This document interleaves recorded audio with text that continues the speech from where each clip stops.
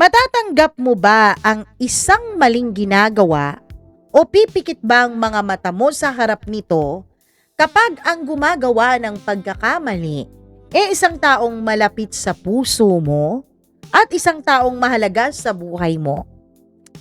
Ano ba ang uunahin mo? Yung gumawa ng tama o yung pahalagahan ng taong mahal mo? Hello everyone! Welcome back dito sa ating channel. Kasama nyo ang inyong one and only Mama Mia.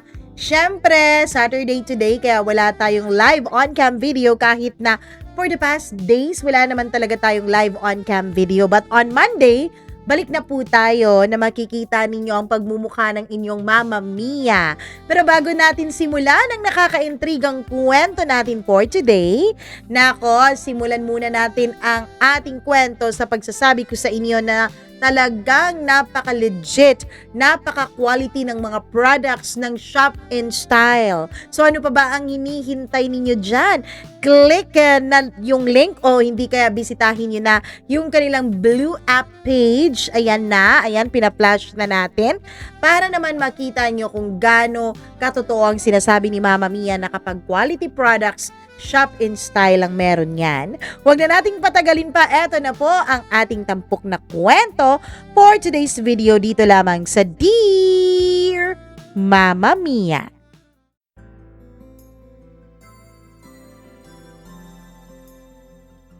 Ano ba ang dapat na mas pahalagahan ng isang tao? Yung relasyon niyang nabuo sa iba? O yung moralidad niya na hindi niya kayang makita at sikmurain ang panluloko ng taong mahal niya sa ibang tao? Dear Mama Mia, itago niyo na lamang po ako sa pangalang A. Hindi naman kasi mahalaga ang pangalan ko. Kasi sa kwentong ito, mas mabigat ang mga desisyon kaysa sa kung sino ang gumawa nito. Mama Mia, 21 taong gulang lang ako noon. At sa loob ng halos kalahati ng buhay ko, may isang tao na akala ko kahit anong mangyari ay hindi ko kayang iwanan.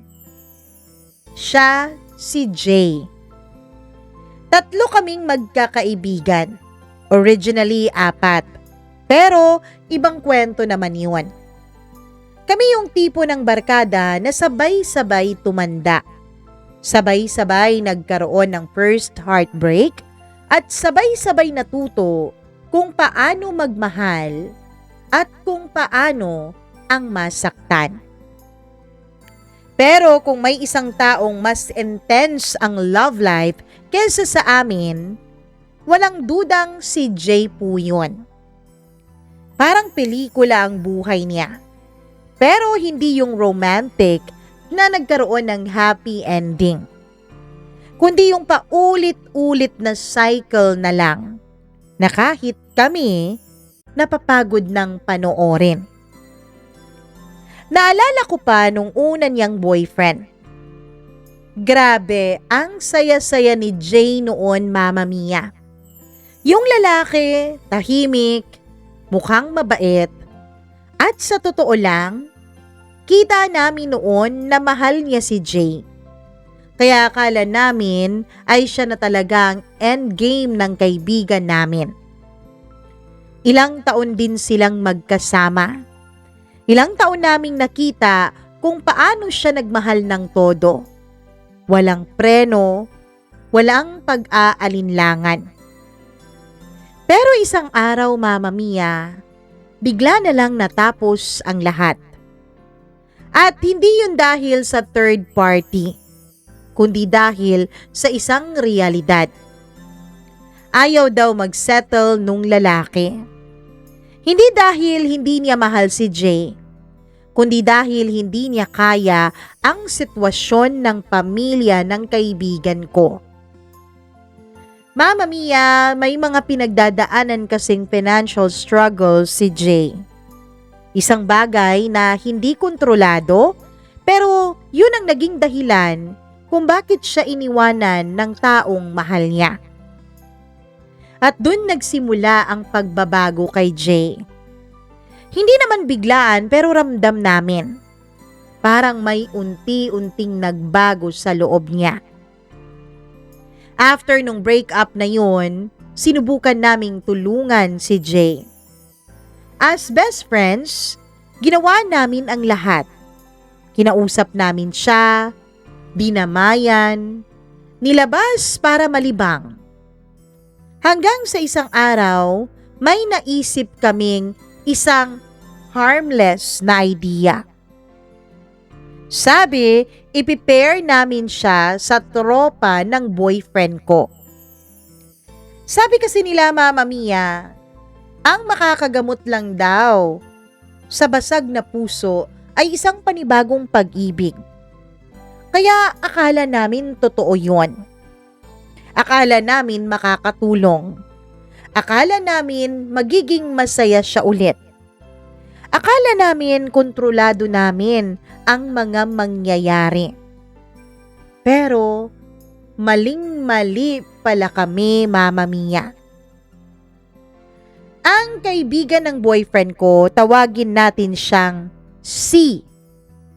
Si C ay mabait, gentleman, yung tipong lalaking hindi mo kailangang pagdudahan.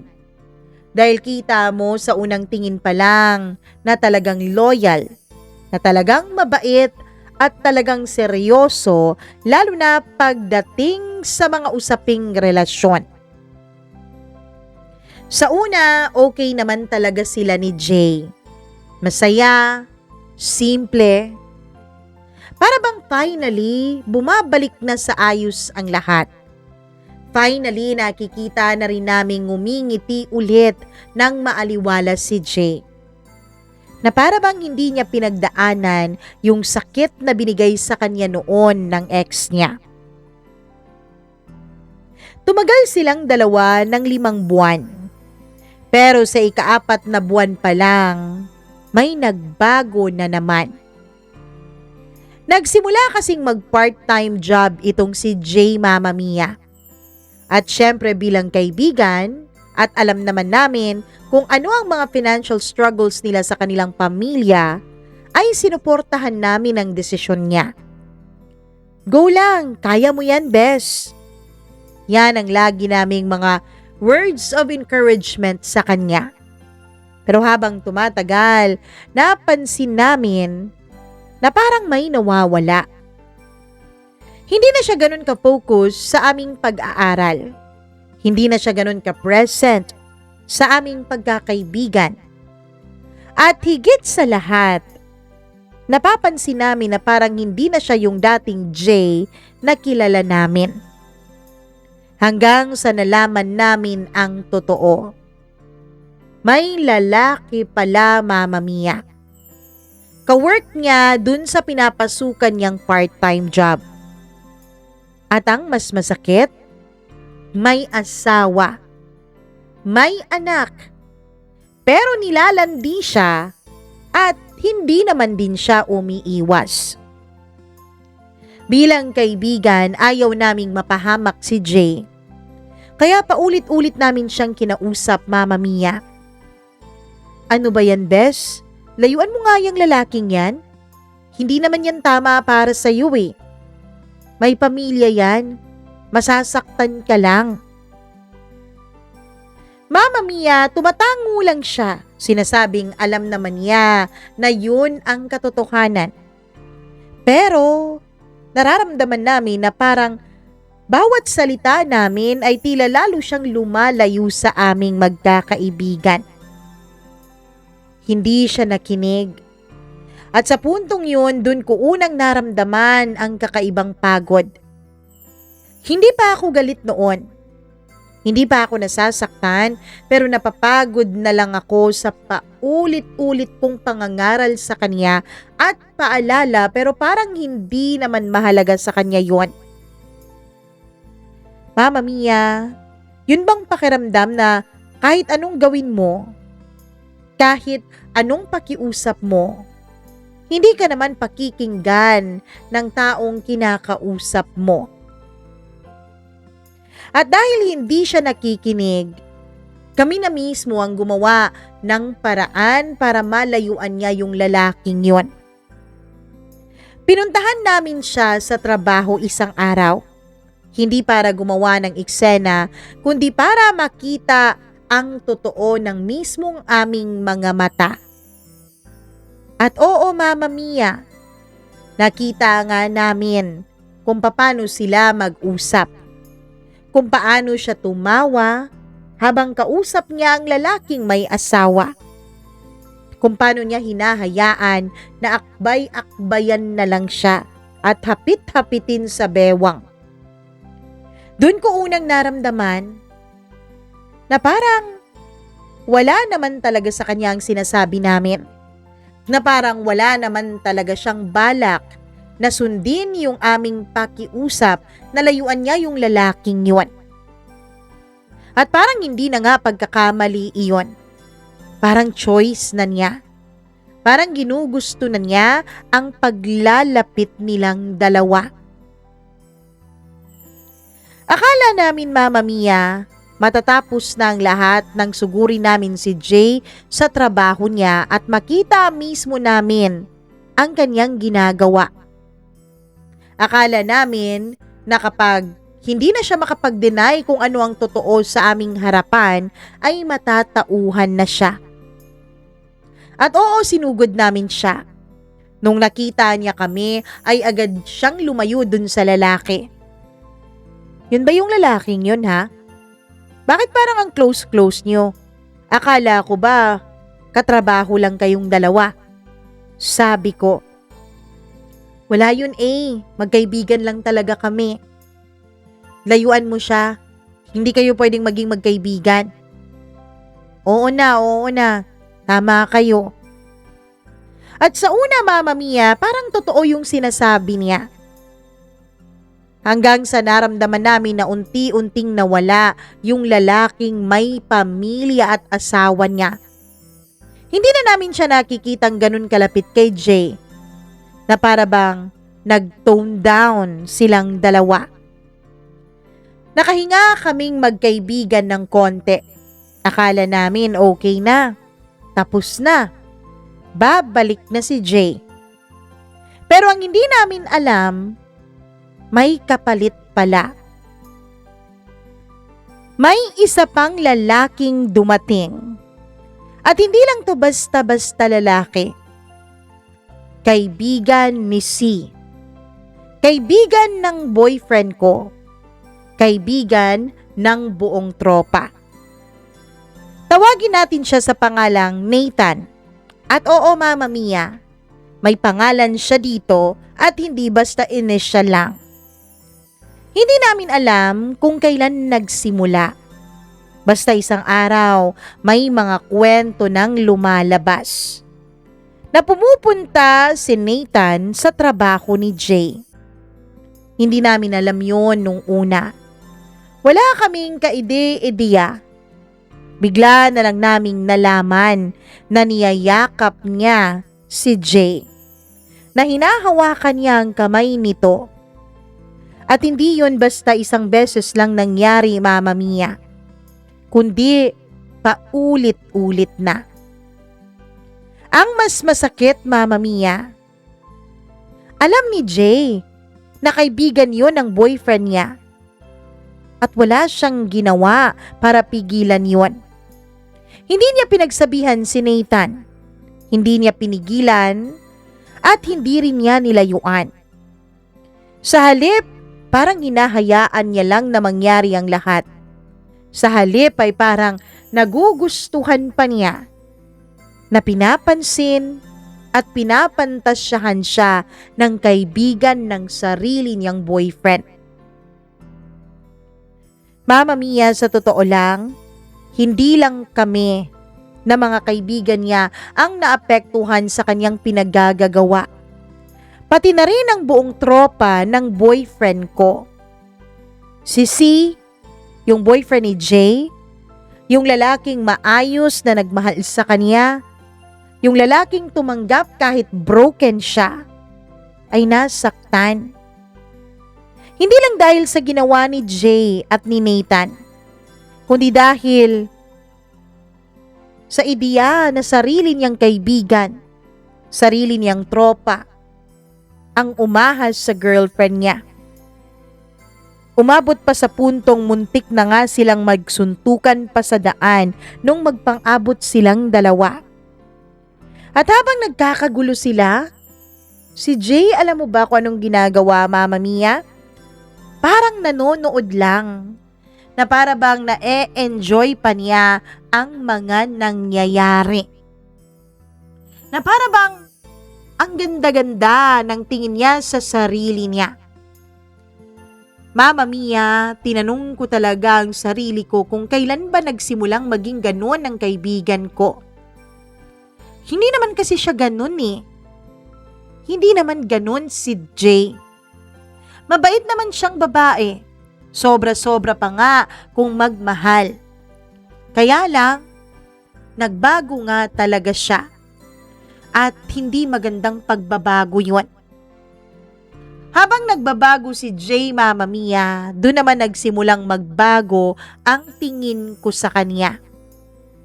Parang hindi na siya yung kaibigan kong kailangan kong tulungan. Kundi isa na siyang taong pinipiling gawin ng mali, ng paulit-ulit, kahit ilang beses na namin siyang kausapin. Na para bang nag-e-enjoy siyang gumawa ng mali. Na para bang nag-e-enjoy siyang pinag-aagawan siya. Na tinatawag siyang malandi ng ibang tao. Minsan nga, Mama Mia, narinig ko pa na may sinabi daw si Jay dun sa iba niyang mga kaibigan. Ang sabi, inggit lang daw kami. Kasi siya, maraming nag-aagawan sa kanya. Parang ibang tao na siya talaga, Mama Mia. Parang hindi na siya yung kaibigan namin. Pagdating ng ika-5 buwan, natapos ang kung anumang relasyon ang meron sina J at C. Walang malinaw na dahilan, Mama Mia. Walang malinaw na sinabi sa amin si J, pati rin si C, tahimik lang. Pero alam naman namin ang totoo. Kahit wala silang aminin at sabihin sa amin, ramdam namin kung ano ang nangyari. Hindi lang yun basta-basta pagtatapos dahil pareho nilang nadesisyonan na hindi sila para sa isa't isa. Kundi yun ay pagtatapos dahil may bagong pumasok sa eksena. May bagong love life. At nagsawa si Jay kay C. Sa totoo lang, Mama Mia, nung nagkahiwalay sila, hindi ko mapigilang sisihin ang sarili ko. Kung sana hindi ko sila pinaglapit. Kung sana hindi ko minungkahi dun sa boyfriend ko na ipakilala si C at si J na maging tulay kaming dalawa sa kanila. Sana hindi nasira ang tropa ng boyfriend ko. Sana hindi din nasira ang puso ni C. Sa totoo lang, Mama Mia, hindi ko alam kung kasalanan ko ba talaga, pero hindi ko mapigilang sisihin ang sarili ko at some point. Matapos ang naging paghihiwalay nila, ay lumipat si Jay ng ibang environment. Bagong lugar, bagong trabaho. Ang sabi niya, Mama Mia, gusto niya raw na parang clean slate, na para bang kalimutan na lang ang lahat ng nangyari. At syempre bilang matagal na kaming magkaibigan, dinamayan ko pa rin siya kahit na medyo nagalit ako sa kanya. Inintindi ko pa rin siya. Sabi ko baka bunga lang yun ang napagdaanan niya. Baka bunga lang yun ang panluloko ng boyfriend niya sa kanya. Baka trauma response yun, sabi ko sa sarili ko. Kaya naman nung sinabi ni Jay sa amin na lilipat daw siya ng ibang lugar, sabi ko sige, kahit malayo siya, okay lang. Basta ang importante mapabuti siya. Bagong simula sana, ang pinaplano niya dun sa bagong lugar na lilipatan niya, Mama Mia. Kaya lang, panibagong gulo din pala ang papasukin niya. Doon niya nakilala si Gab, na ang sabi ni Jay sa amin nung una ay isang lalaking kakaiba sa lahat ng mga nakilala niya. Ang sabi niya, kakaiba si Gab. Parang may ibang dating. Na para bang si Gab na yata ang magiging dahilan ng kanyang total healing. Pero Mama Mia, ang hindi namin maintindihan ay kung bakit parang multo naman itong si Gab. Bigla na lang siyang lumitaw. At sa kanyang paglitaw ay tila ba unti-unti niyang kinain ang buong atensyon ni Jay. Sa totoo lang, Mama Mia, hindi naman po kami yung mga jealous friends. Hindi naman po dahil gusto naming lagi naming kasama si Jay o gusto namin lagi kaming updated sa mga nangyayari sa kanya. Hindi yun ang dahilan. Ang gusto lang namin ay malaman na napapabuti siya. Kaya lang, Mama Mia, simula nung dumating si Gab sa buhay niya, parang iwinawaglit na rin kami ni Jay sa buhay niya. Parang hindi na rin niya kami iniisip. May mga pagkakataon na may mga okasyon na hindi na niya napupuntahan. Birthdays, yung mga importanteng dates ng aming pagkakaibigan. Nung una, inintindi namin siya. Pero sa tuwing tatanungin namin siya, wala naman po siyang sinasabi. Basta ang sabi niya, masaya lang daw siya. Hanggang sa kinonfront na namin siya, Mama Mia. Kung lalaki na naman ba ang dahilan kung bakit siya nagkakaganon. Sabi niya, hindi friends lang naman kami. Pero kung friends lang, bakit lagi silang magkasama? Bakit siya ang laging kasama sa my day? Bakit parang yung lalaking yun, siya na ang sentro ng buong mundo ni Jay? Sa totoo lang, Mama Mia, yung iba naming mga kabarkada at kaibigan, parang nadismaya ulit kay Jay. Pero ako, hindi na ako nagalit noon.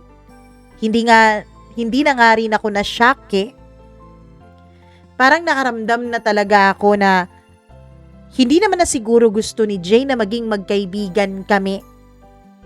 Parang pareho na kami na napapagod sa isa't isa. Pagod na hindi mo kayang ipaliwanag. Yung bang kahit hindi naman ikaw ang gumagawa ng mali, pakiramdam mo, ikaw ang nauubos. Kaya naman, Mama Mia, sa tuwing nagkukwento si Jay, tumatahimik na lang ako. Hindi na ako nagtatanong, hindi na ako nangangaral. Kasi wala din namang saysay. Wala din namang kwenta dahil hindi ka rin naman papakinggan. Mauubos lang ang laway mo sa kakasermon.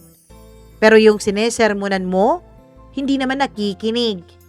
Pinapalagpas lang naman at pinapadaan sa kabilang tenga ang lahat. Habang yung ibang kaibigan namin ay nangangaral pa rin kay Jay sa lagi niyang pagsama-sama kay Gab kahit na wala naman silang malinaw na relasyon. Ako ay tahimik lang na nakikinig. Tumatango.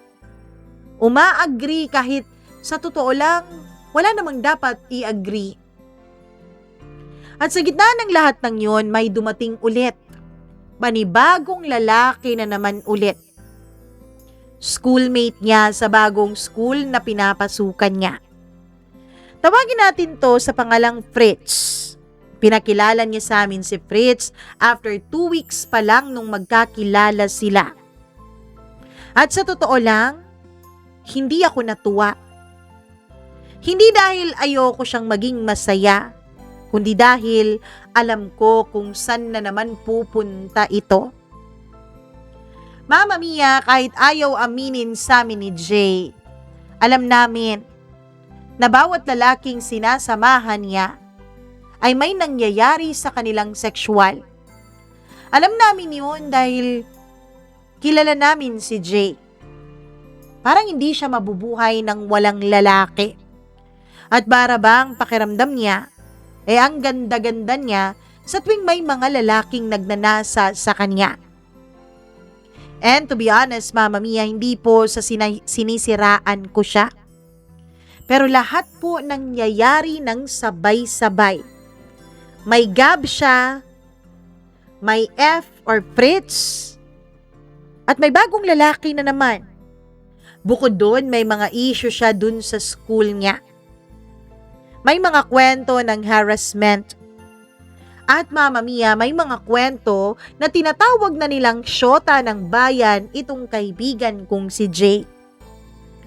Hindi po ako nakikichismis. Sadyang yung chismis talaga ang kusang lumalapit sa akin.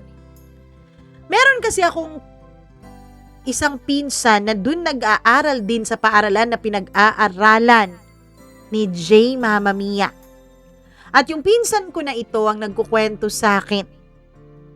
Insan, di ba kaibigan mo yung Jay? Yung bagong transfer sa department namin? Oo, bakit? Alam mo ba, wala nang ibang pinag-uusapan dun sa department namin kundi siya lang? Bakit naman? Kasi siguro halos kalahati na ng lalaki ng department naging jowa na niya. At ang sabi, hindi lang basta jowa, kundi naikama na rin siya. Mama Mia, hindi ko alam kung anong dapat kong maramdaman noon. Sa totoo lang, dapat wala naman akong pakialam kasi hindi ko naman buhay yun, 'di ba? Ginawa ko na rin naman yung part ko.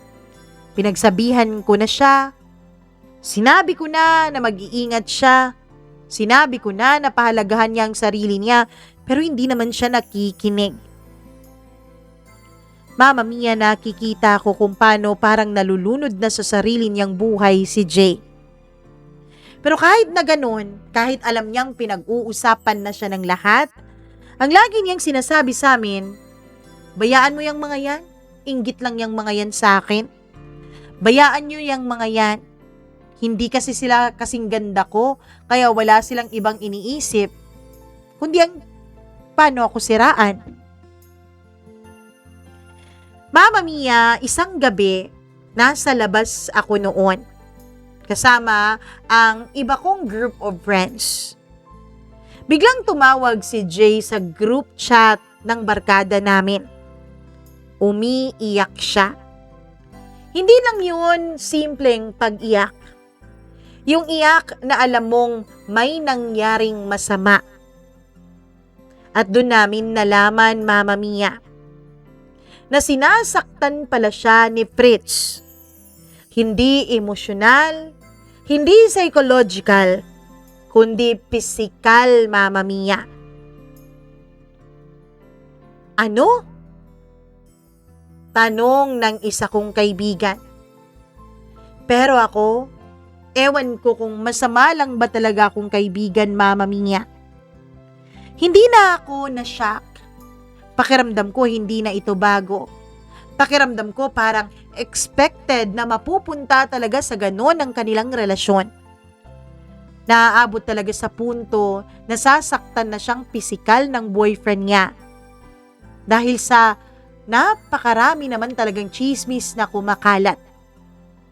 Hindi naman po sa ginajustify ko yung pananakit ng mga lalaki sa kanilang karelasyong babae. Pero sa akin lang, Mama Mia, nilalagay ko po ang sarili ko dun sa lalaki. Kung ako naman yung lalaki, tapos yung girlfriend ko, pumapatol sa kung sino-sinong lalaki at nachichismis pa, siguro naman may mga pagkakataon din na hindi ko mapipigilan ang sarili ko na manakit sa kanya. At dun ako unang natawa. Hindi dahil nakakatawa, Mama Mia, kundi dahil parang expected na talaga ng utak ko kung ano ang mangyayari sa kanya. At pagod na akong magsabi na I told you so. Pagod na akong magsabi na tigilan mo na kasi yan. Kasi alam ko naman, Mama Mia, hindi din naman siya nakikinig. Pero yung mga kaibigan namin, yung mga kabarkada namin, parang dun sila sumabog. Lahat ng tinago nilang inis, lahat ng tinago nilang galit sa mga desisyon ni Jay sa buhay niya. Lahat ng mga pagkakataon na pinagsabihan namin siya pero hindi naman niya pinakinggan, lahat yun parang sumabog ng sabay-sabay. Lahat ng pangalan, si C, si Nathan, si Gab, at nitong huli si Fritz at kung sino-sino pang mga lalaking na i-involve sa kanya. Lahat yun binato namin sa kanya ng sabay-sabay. Mama Mia, kapag nasa kasagsagan ka na ng inis at galit na nararamdaman mo, hindi mo na maiisip yung choice of words mo. Hindi mo na iisipin na baka masaktan siya sa mga ganitong salita. Ang gusto mo na lang ay mailabas ang ilang taong inis na naipon sa loob mo. At Mama Mia, naging ganun kaming magkakaibigan nung panahon na yun. Parang wala ng filter ang lahat. At dun nagalit si Jay. As in, sobrang galit na galit siya. At bigla, Mama Mia, nag-left the group siya dun sa chat namin. Na para bang ganun lang kadali ang lahat. Na para bang wala kaming pinagsamahan. Nagulat kaming lahat, Mama Mia, sa pag-alis niya dun sa group chat. Natahimik kami ng ilang minuto bago nagka-chat lahat. Ano nangyari? Bakit siya nagalit? Totoo lang naman sinasabi natin, di ba? Isa pa, ang tagal na natin siyang pinagsasabihan, pero hindi naman siya nakikinig. Tapos kapag nasasaktan siya, sa atin siya iiyak, sa atin siya magsusumbong. Ano bang gusto niyang gawin natin? Konsintihin natin lahat ng ginagawa niya? Kahit in the first place, siya naman talaga yung mali? Hindi naman sa kinakampihan natin si Fritz, ano? Pero may point din naman siya. Yun ang ilan sa mga chinachat ng buong barkada dun sa GC, Mama Mia. Hanggang sa natahimik kami dahil bumalik kami sa kanya-kanya naming mga gawain. Pero ako, hindi po talaga ako mapakali noon. Hindi mapakali ang utak ko. Na para bang may nagsasabi sa akin na may mali din kaming ginawa. Mama Mia, hindi po kasi talaga ako yung tipo ng taong napaka-confrontational. Tahimik lamang ako. Kung ayaw mo, kung may nagawa akong mali, ganon. Hindi na lang ako magsasalita para wala ng gulo. Lalo pa kung alam kong hindi ka naman makikinig. Hanggang sa naisip ko na baka sumobra rin naman kami dun sa mga sinabi namin. Baka naramdaman niya na wala siyang kakampi. Baka naramdaman niya na hindi namin siya pinapahalagahan bilang kaibigan. Kaya naman, Mama Mia, ako ang nag-reach out sa kanya. Hindi pa naman niya ako binablock, kaya minessage ko siya. Nag-sorry ako, Mama Mia. Hindi niya sinin ng ilang oras. Hindi pa rin ako mapakali kaya nag-message ulit ako. Jay, sorry ah. Alam ko na medyo sumobra kami. Pero kasi naman, concern lang kami sa'yo. At siguro yung iba, pagod na rin sa kakaintindi sa mga pinagagagawa mo. Matapos ang ilang minuto, mula nung huling message ko, ay nag-message din siya na okay lang. Naintindihan naman niya pero nasaktan lang daw talaga siya. Pero kahit na nagkapatawaran kami, Mama Mia, hindi na naging pareho ang lahat. Parang nawala talaga yung closeness namin. Para na lang kaming dalawang estranghero na pilit pinapa-workout ang kung anumang natitira sa amin. Kinakausap ko pa rin siya, oo, dahil may pinagsamahan pa rin naman talaga kaming dalawa. hindi na katulad ng dati. Hanggang sa Mama Mia, unti-unti ay nawala yung exchange of chat naming dalawa. Hanggang sa tuluyan na nga itong hindi nag-message sa akin at tuluyan na rin akong hindi nag-reach out sa kanya.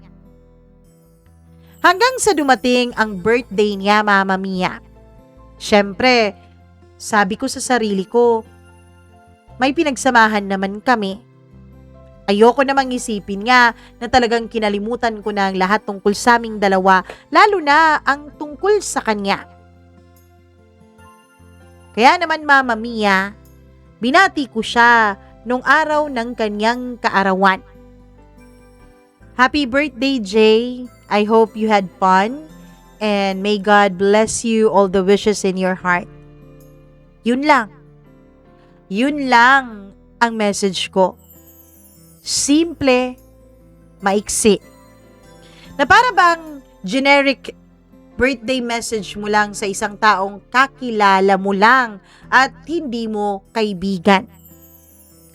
Yun na ang huling mensahe ko sa kanya. Pagkatapos nun ay pinili ko nang wag siyang kausapin kung hindi naman siya ang mauunang mag-reach out sa akin. Akala ko, Mama Mia, matapos kong piliing manahimik ay matatapos na rin ang lahat.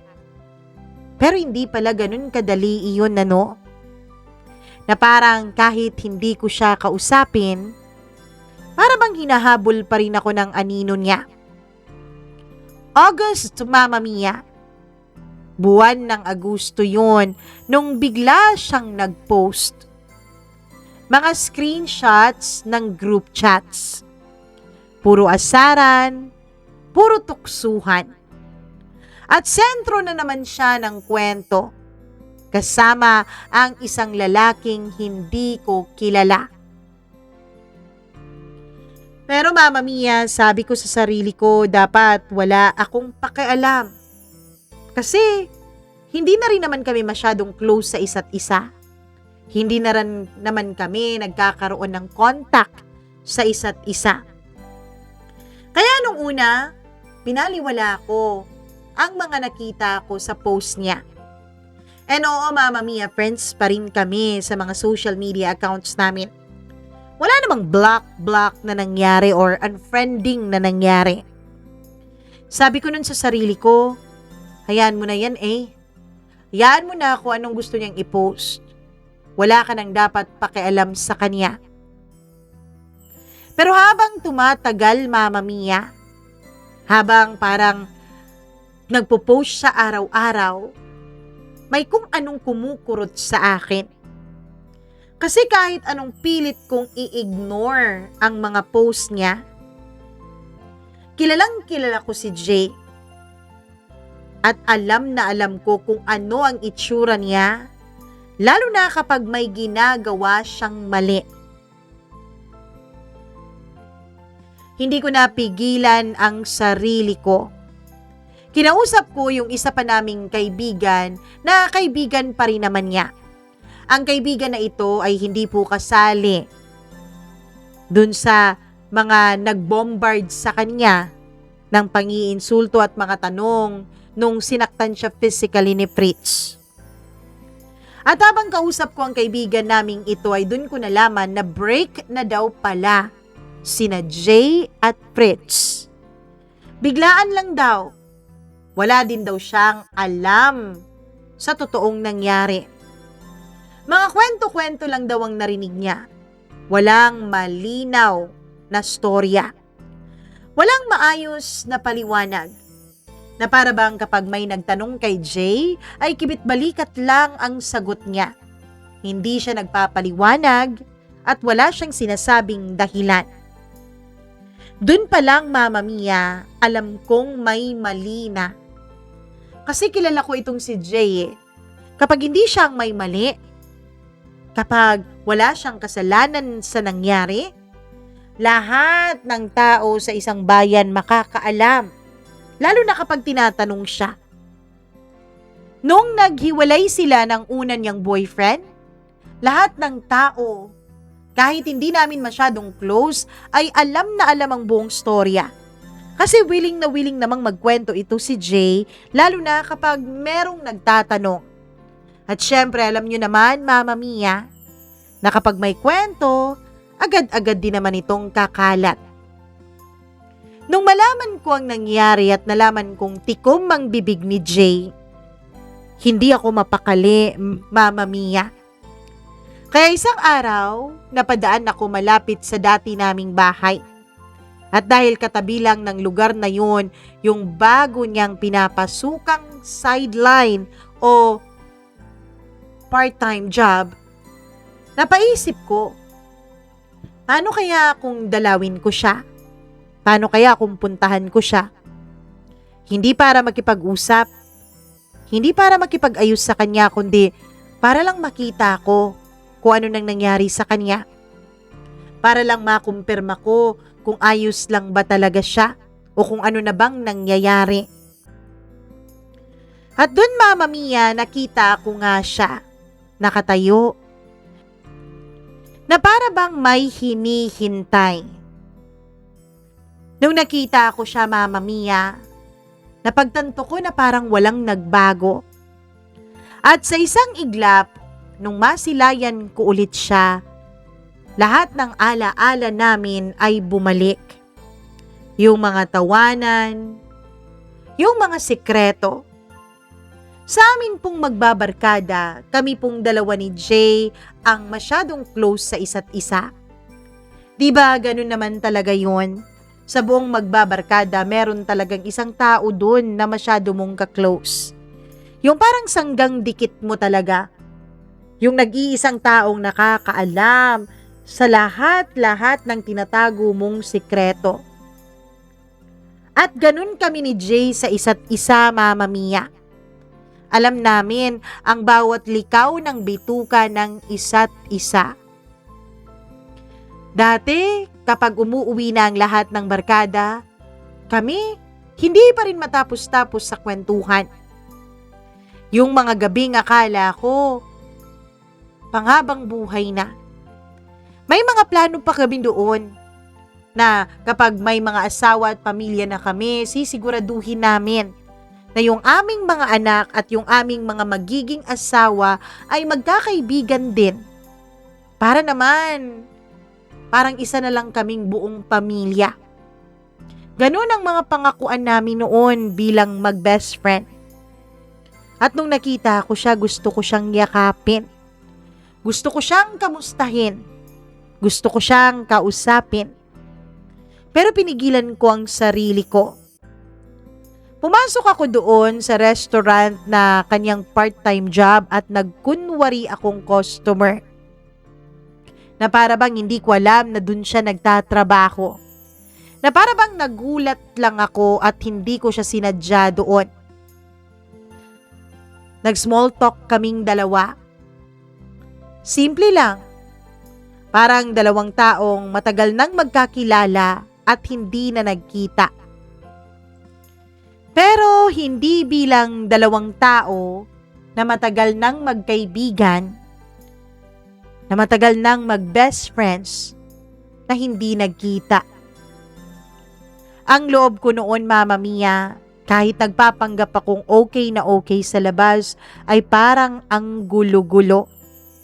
Na para bang gusto kong malaman ng lahat kung ayos lang ba siya, kung may maitutulong ba ako. Hanggang sa hindi ko na nga napigilan ng sarili ko. Tinanong ko siya, "Kumusta na nga pala kayong dalawa ni Fritz?" Saglit siyang natigilan. Tapos sinabi niya sa akin, "Break na kami nung August pa." Ngumiti ako, tumango. Pero sa loob ko, Mama Mia, hindi ako naniwalang ganun lang kasimple ang lahat. Na break na sila, tapos na. Habang kausap ko siya, palihim ko pong chinek yung profile ni Fritz. At doon mismo, Mama Mia, habang magkausap kaming dalawa ay nakita ko, nandun pa rin siya sa profile ni Fritz. Naka-featured pa din ang mga pictures niya. May mga interactions, may mga heart reacts, may mga comments na para bang walang nagbago. Pero isa lang ang alam ko, Mama Mia. Nung nakita ko na may post pala si Fritz na nandun pala siya sa Maynila at dun muna siya maa-assign sa kanyang trabaho. Ibig sabihin, matagal siyang mawawala sa lugar namin. Parang kinabahan na ko bigla. Tinitigan ko si Jay, Mama Mia, na para bang sa titig na yun, akala niya siguro nag-aalala ako. Ayos lang naman ako eh. Sa katunayan, may ipapakilala ako sa'yo. Sabi niya, na para bang binabasa niya ang utak ko noon, Mama Mia. Pero ewan ko kung bakit hindi niya nabasa sa mga mata ko ang pagtataka. Wala kasi siyang kaalam-alam na nakabukas na noon sa cellphone hawak ko ang profile ni Fritz. At doon na nga niya pinakilala sa akin yung bagong guy. At doon ko siya nakita. Sa harap ko, Mama Mia. Habang siya ngumingiti na parang walang mali. Ako naman ay talagang hindi ko na maisip kung may pag-asa pa bang magbago itong kaibigan kong ito. Eto nga pala si Joel. Joel, isa nga pala sa mga dati kong best friends. Sa totoo lang, Mama Mia, hindi po ako nasaktan dun sa sinabi niyang dati niyang best friend. Para bang pakiramdam ko sa sinabi niyang yun, may lusot na ako kapag nagkabukingan at nagkaalaman ang lahat. Ka-workmate niya pala yung bago niya. At ang worst, Mama Mia, walang kaalam-alam ang lalaking ito na ang babaeng bago niya, may iba pa palang karelasyon. Doon ko naramdaman ang isang kakaibang bagay. Hindi galit, hindi selos, kundi yung total disappointment, Mama Mia. Kasi nasa harap ko na mismo pinapakita na niya sa akin na kahit anong concern pa ang ipakita ko sa kanya, kayang gawin niya ulit ang lahat ng paulit-ulit nang walang konsensya. Kaya naman, Mama Mia, hindi na ako nakipagtalo. Hindi na ako nagtanong. Hindi na rin ako nag-explain. Hindi ko na rin pinakita sa kanya at sinabi sa kanya na alam ko ang totoo na hindi pa sila hiwalay ni Fritz. Sadyang malayo lang talaga ang boyfriend niya sa kanya ngayon. Ngumiti na lang ako sa kanya at sinabi kong, "Good for you. Sige ha, kailangan ko nang umuwi." Pero ang totoo, Mama Mia, hindi ko na kayang humarap sa kanya. Nainis pa ako noon sa sarili ko kasi may pa-concern pa akong naramdaman. Etong babaeng to wala namang pakialam sa reputasyon niya. Pagkatapos noon ay hindi na talaga ako nag-message. Hindi na ako nag-reach out sa kanya. And oo, Mama Mia, petty man po kung pakinggan pero in-unfriend ko po siya. Tinanggal ko siya sa mundo ko. Hindi dahil galit ako sa kanya, kundi dahil alam kong hindi na siya yung dati kong kaibigan. At hindi na rin siya yung taong pwede ko pang maging kaibigan. Don't get me wrong, mahal ko po si Jay, Mama Mia. Dahil halos kalahati noon ng buhay ko ay kasama ko siya. Mula nung high school first year, magkasama na talaga kaming dalawa. Magkasanggang dikit, magkaibigan at magkakampi sa kahit na anong laban. Pero sa pagkakataong to, hindi ko na kayang piliing kumampi sa kanya. At aaminin ko, Mama Mia, kahit na sinabi ko yun, kahit ginawa ko yun sa kanya, may mga gabi pa rin na napapatanong ako sa sarili ko. Napapaisip ako kung tama ba yung ginawa ko. Kaibigan ko siya eh. Matagal na. Malalim ang pinagsamahan naming dalawa. Kasama ko siya sa mga unang sakit na naranasan ko at ganun din naman ako sa kanya. Dapat bang iwan ko siya? May boyfriend na ko, Mama Mia, at alam ko sa sarili ko, ayokong maging kaibigan ng isang taong kayang lokohin ang taong nagmamahal sa kanya ng paulit-ulit.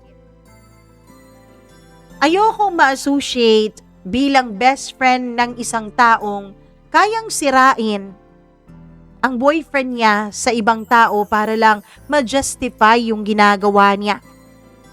Pinapalabas niya lang pala na sinasaktan siya ni Fritz physically. Pero hindi pala siguro talaga nangyari yun. Kasi kung tunay ngang nangyari yun, di sana matagal na niyang hiniwalayan si Fritz, di ba? Pero bakit sila pa rin? At bakit parang hindi pa rin siya nagbabago? Kung talagang mahal niya si Fritz, tapos sinaktan na siya ng physical, tapos gusto niyang mabago o maayos ang relasyon nila, di ba dapat tumigil na siya sa panlalandi niya sa ibang tao? Ewan ko, Mama Mia, pero parang ang bigat-bigat sa loob ko. Iniisip ko, hindi pwedeng ma-associate ako sa kanya kasi nga sabi nila, sabihin mo sa akin kung sino ang mga kaibigan mo at sasabihin ko sa iyo kung sino ka. Yun ang isang bagay na pinaniniwalaan ko, Mama Mia. Na kung hindi ka cheater, hindi mo talaga maaatim at masisikmurang makipagkaibigan sa isang cheater. Kung ang kaibigan mo ngayon ay isang cheater tapos ayos lang sa'yo, wala kang nararamdamang guilt, hindi ka lumalayo, yun ay dahil deep inside cheater ka rin. Hindi pa siguro ngayon, pero baka darating yung panahon. At ayokong maging ganun, Mama Mia. Hindi naman nag-iisa si Jay. May iba naman siyang mga kaibigan. In fact, Mama Mia, may mga kaibigan din kaming tinotolerate ang ginagawa niya. Na sinasabi sa akin na hayaan mo na, di naman ikaw ang apektado, di naman ikaw ang niloloko. Yung mga taong hindi siya pinagsasabihan. Inisip ko, Mama Mia, siguro hindi din talaga ako align sa mga taong ito. Siguro si Jay at ang mga taong ito ay mas bagay sa isa't isa. Hanggang sa may narinig ako, Mama Mia. Sabi nila nahihirapan daw si Jay ngayon. Sabi nila may mabigat daw itong pinagdadaanan. Inisip ko, Mama Mia, na baka yung pinagdadaanan niya lang yung katulad ng sinasabi niya dati, na sinasaktan siya, na sinisinghalan siya, na hindi siya tinatrato ng tama. Yun naman talaga ang lagi niyang sinasabi, lalo pa kung nagsasawa na siya sa boyfriend niya. Kaya nung una, hindi ko talaga pinansin. Nung una, hindi ko talaga inisip na babalik pa ako sa kanya, na makikipag-usap pa ako sa kanya, Mama Mia. Pero may mga gabi, lalo na nung may nabalitaan na ako tungkol sa kanya na tinatanong ko kung masama ba akong kaibigan o masama ba akong tao dahil iniwanan ko siya. Masama ba na pinili kong protektahan ng sarili kong reputasyon kaysa iligtas ang isang taong clearly ayaw namang magpaligtas sa akin noon? Dapat ba kinausap ko siya? Dapat ba mas nilawakan ko ang pangunawa ko, ang pasensya ko, at mas ipinaliwanag ko pa sa kanya ang mga pangyayari? O dapat bang hinayaan ko na lang siya sa gusto niya? Nandyan lang ako sa tabi niya bilang kaibigan pero wala akong say sa mga ginagawa niya. Ilang mga gabi din na tanong yun ng utak ko, Mama Mia, at kahit pilitin ko, tila ayaw mawala sa sistema ko. Hanggang isang araw, may tumawag sa akin. Isa sa mga kaibigan namin na hindi rin kinonsinti ang ginawa noon ni Jay. Uy, nabalitaan mo na ba ang nangyari kay Jay? Ha? Ano nangyari sa kanya? Hindi ko mapigilang tanong. Ano kasi, may sakit daw siya ngayon. Nasa ospital daw siya. Bakit? Anong sakit? Hindi ko alam. Hindi rin ako sigurado kung tama yung alam ko at ayoko manggaling sa akin yun. Sa'yo na lang. Ikaw na lang ang umalam noon. Sang ospital ba siya? Tanong ko. Sinabi niya sa akin ang ospital, Mama Mia, kung paano ito matutunton at sinabi din niya sa akin na magdala ako ng mask at syempre ihanda ko rin ang sarili ko dahil ayon sa kanyang narinig, delikado daw ang lagay ng kaibigan namin. Dating kaibigan pala namin. Mga 10 minuto na mula nung maibaba ko ang tawag na yun. Hindi pa rin ako makakilos. Hindi ko pa rin alam kung paano ang pumunta dun sa ospital. Hindi dahil hindi ako makaarkila ng sasakyan. Hindi dahil hindi ko alam kung paano yun tuntunin. Kundi dahil hindi ako sigurado kung handa na ba akong makita at makausap ulit si Jay. Kaya lang nung sinabi niya sa akin at bumalik sa alaala ko na malubha ang lagay ni Jay, dun na ako naglakas loob na puntahan siya. Pagdating ko sa ospital, Mama Mia, ay naka-isolate pala si Jay. Pagdating ko dun sa kwarto na tinuro sa akin ng nurse, ay nandun ang kaniyang ina. Nandun din ang kaniyang ama. Mukhang ilang araw nang walang tulog ang mga ito. Anong nangyari? Tanong ko. Buti naman dumalaw ka na sa kaibigan mo. Ano pong nangyari kay Jay? Sorry po. Kasi po, matagal na po kaming hindi nag-uusap . Honest kung sabi sa mga magulang niya. Eto kasing kaibigan mo, di namin alam na matagal na palang may sakit. Hindi pala nagpapagamot. Ano pong sakit niya? May HIV ang kaibigan mo. Mama Mia, gulat na gulat ako noon. Sure, alam ko naman na marami siyang lalaki. Pero hindi ko naman alam na aabot sa ganito. Kilala ko si Jay bilang matalinong babae. Akala ko alam niya kung paano niya protektahan ang sarili niya.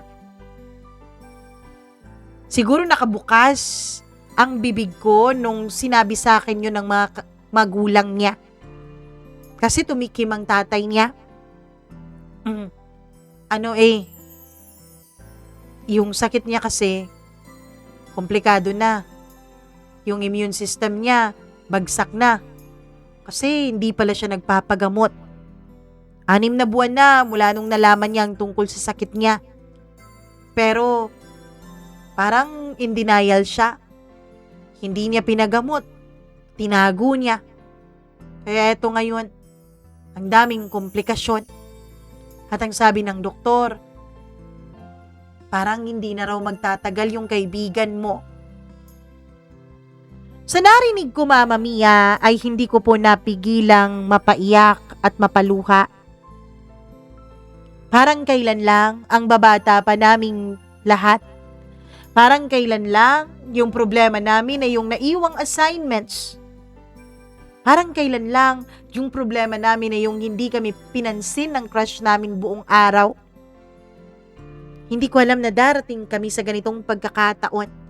Sa ganito kabigat na sitwasyon. Ilang minuto din kaming nag-usap ng mga magulang niya. Pagkatapos noon ay pinapasok na nila ako sa loob ng silhid. Halos manginig ang tuhod ko nung nakita ko si Jay, Mama Mia. Butot balat na lang siya.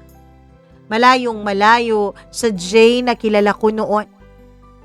Nung nakita niya ako, kahit hirap na hirap siya, ay pinilit niyang magsalita. Nagsorry siya sa akin. Nagsorry siya sa lahat ng nangyari sa amin. Sa mga panahong hindi niya ako pinakinggan. Sabi niya, Mama Mia, nagsisisi daw siya. Kung sana daw nakinig ako sa kanya at sa mga kaibigan namin, baka daw ibang naging kapalaran niya. Halos wala akong ibang masabi noon kay Jay.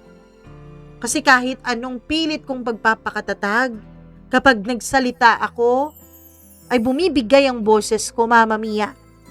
Nababasag at kasunod noon, ay ang pagtulunan ng luha sa aking mga mata na hindi ko kayang pigilan.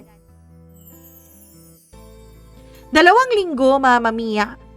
2 linggo matapos ang pagdalaw ko kay Jay, ay tuluyan na siyang namaalam.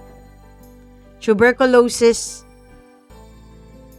at pneumonia ang kinamatay niya. Pero alam naming lahat kung ano ang underlying condition noon. At sa loob ng 2 linggo ay halos araw-araw akong nandun, Mama Mia. Sa loob ng 2 linggo ay halos araw-araw kong pinaparamdam kay Jay na hindi siya nag-iisa. Mama Mia, ang sakit po sa loob ko. Ang sakit sa puso ko. Na para bang isa pa siguro ako sa mga nagtulak sa kanya para mapunta sa ganong kalagayan. Hindi ko alam kung may nagbago ba kung hindi ko siya sinukuan. Hindi ko alam kung nagbago ba ang kapalaran niya o nagbago ba siya. Kung pinilit ko lang sana ang sarili kong maging mas mapagpasensya pa. At paulit-ulit pa rin siyang pinagsabihan kahit na magalit pa siya sa akin. Mama Mia, dapat ba kinausap ko siya? Dapat ba nilawakan ko ang pangunawa ko sa kanya? Sa ngayon ay magta3 taon na po mula nung mawala si Jay sa buhay namin. Hanggang ngayon, Mama Mia, ay andito pa rin ang guilt sa puso ko. Hindi ko alam kung paano to alisin. Kaya naisip ko na isulat sa inyong programa itong naging karanasan ko. Baka kung sakali na marinig ko itong binabasa ninyo at marinig ko kung anong sasabihin ninyo at ng inyong mga tagapakinig, mabawasan man lang etong bigat sa dibdib ko. Sa ngayon, Mama Mia, ay may asawa na po ako. Asawa ko na po yung kaibigan dati ni C, yung boyfriend ko dati. Maging siya, lagi niyang sinasabi sa akin na wag ko raw sisihin ang sarili ko. Kung ano man raw ang nangyari kay Jay ay nakakalungkot daw. Pero wala daw akong kinalaman doon dahil desisyon niya raw yun. Ginawa ko na raw ang part ko bilang kaibigan. Pinagsabihan ko raw siya at pinilit itama sa aking paraan pero sadyang naging matigas siya kaya hindi ko nakargo yun. Pero sa totoo lang, Mama Mia, kahit ang dami nang nagsabi na hindi ko kargo ang ginawang iyon ni Jay sa buhay niya, hindi ko pa rin talaga maiwasang isipin na kung sana masinabaan ko pa ang pasensya ko at pangunawa ko, baka nagbago pa ang kapalaran ng kaibigan ko. Kung kayo po ang nasa kalagayan ko, Mama Mia, ano po kaya ang pinili nyo? Pinili nyo kayang maging mas mapag-unawa? O pinili nyo rin kaya yung pinili ko, ang lumayo at panindigan ng moralidad na alam ko, ang prinsipyo na kinalakihan ko? Hanggang dito na lamang po, Mama Mia, at maraming salamat ulit. Lubos na gumagalang, A.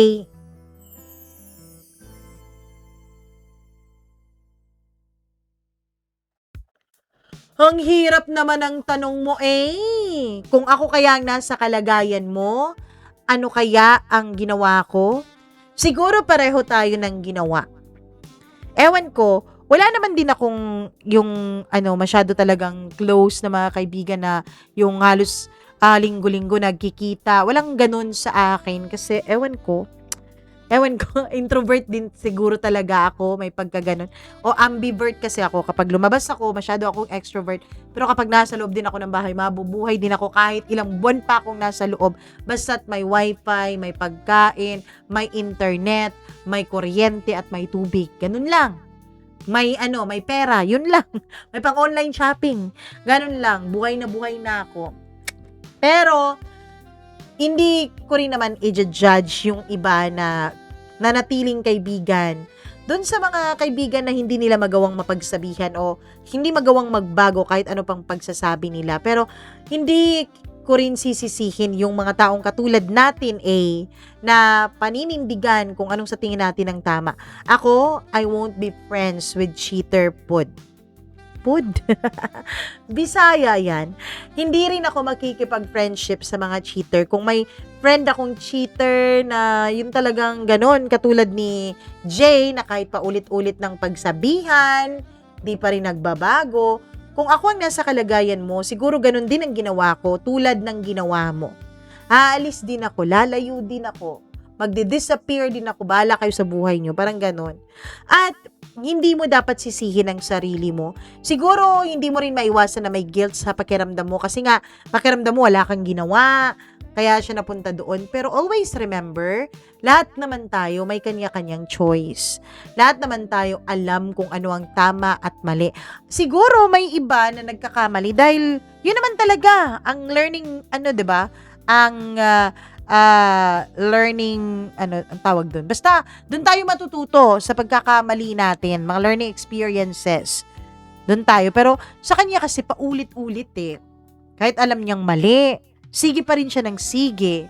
Alam natin na may part din siguro yung ex niya, baka yun din ang trauma response niya, gaya ng sabi mo, may post-traumatic syndrome.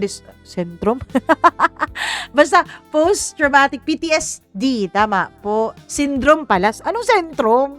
Di naman to sorry po, YT, hindi po yun sponsored. Post-traumatic syndrome disorder. Parang ganon. Ewan ko kung tama Basta yun ang naalala ko. Parang may PTSD siya. So, dapat sana na-address niya yun. Ewan ko kung ano ang dapat naging part ninyo. Kasi hindi din naman ako psychologist, hindi din naman ako psychiatrist. Pero para sa akin, yun ang hindi niya na-address. Bagkus ang ginawa niya ay naghanap ulit siya ng panibago, tapos nakakita siya ng atensyon. Feeling niya naging okay siya nung may nagbibigay sa kanya ng atensyon. Tapos kasi hindi niya mahal yung nagbibigay sa kanya ng atensyon, parang nakukulangan siya pagdating ng ilang buwan ng pagsasama nila. Tapos may iba na namang dumating, eto naman nagbibigay sa kanya ng atensyon, eto na naman ang kinakapitan niya. Parang ganun ang nangyayari. Parang hindi talaga siya nag-heal. Parang hinahanap niya lang yung pakiramdam na, mahalaga ako kasi ang dami-daming may gusto sa akin, ang dami-daming nagnanasa sa akin. Parang ganun yung kaniyang naging coping mechanism, which is mali. Kasi hindi mo dapat, hindi mo dapat sinasandal sa ibang tao yung kasiyahan mo. Hindi porket broken-hearted ka, kailangan mo maghanap ulit ng panibagong pag-ibig. I don't believe in that. Kasi magiging unfair ka sa panibagong mong pag-ibig kung hindi ka pa totally healed from the past. Siya yung magiging punching bag. Siya yung magiging parang target mo. Siya yung magiging gantihan mo dun sa ginawa sa'yo ng ex mo. Parang ganon. Sa kanya mo mapaparamdam yung sakit na naramdaman mo dun sa una. So, before tayo maghanap ng panibagong relasyon, kapag galing tayo sa broken heart, siguraduhin muna nating healed na tayo para hindi tayo maging unfair sa ating panibagong karelasyon. Maraming salamat sa inyong panonood at pakikinig. Medyo napahaba ang ating personal opinion na. Hello sa inyo ulit. Syempre, bago tayo magpaalam, mag-hello muna si Mama Mia sa lahat ng ating mga members. Maraming salamat po sa hindi nyo po pang iiwan at sa lagi nyong pananatili sa atin. Jasmine Magbanwa, Abdullah Wahab, Christina Aure, Marlia Giana Shane, Miriam Gutierrez, Rose Arevalo, Rico Sedanco, Colleen Bueno, Gimaras Girl, Benson Boyser, Smackdax, Dayan Martinez, Maria Elena Abe, Maureen Tugab, Gail Easy, Mila Raduban at Freaky. Yun ang ating mga members na talaga namang minamahal tayo ng sobra. Kaya thank you. At syempre, hindi lang members ang nagmamahal sa atin ng sobra. Meron din tayong mga subscribers na hindi nang iiwan. Maraming salamat po. Rose Santiago, hello. Ay din ako kay Aksa Heliana, maraming salamat. Kay Joanne Samaniego, hello. Rosana Gonzalez, Charlene Baclohan, Liana, Luna Lollipop, maraming salamat Miriam. Kay Kyla Marie, maraming thank you. Ayun, hi din kay Arlene Campo. Hello din kay Fedy Gia Acosta, maraming salamat. Kay Liz Nilasca, maraming thank you. Kalas. Grabe naman sa kalas. Elizabeth Lagunday, alam niyo ba yung kalas in Bisaya, parang nagsasayang, ganun. Maricel Mina Alcura Ugit Ernesto Lapaz, maraming salamat sa inyong lahat. At sa inyong lahat, maraming thank you. Kung hindi pa po nababasa ang inyong shoutout, huwag kayong mag-alala dahil baka sa susunod nating kwento, kayo naman ang ating masya-shoutout dito. Comment lang kayo ng comment. Huwag kayong magsasawa at huwag kayong mapapagod. Ako po si Mama Mia. Kung may sarili ka pong kwento, ayun po ang ating email address. Sa baba, yung may blue line, mamamiacdo0317@gmail.com. Hi sa inyong lahat at mag-ingat kayo. I love you. Bye!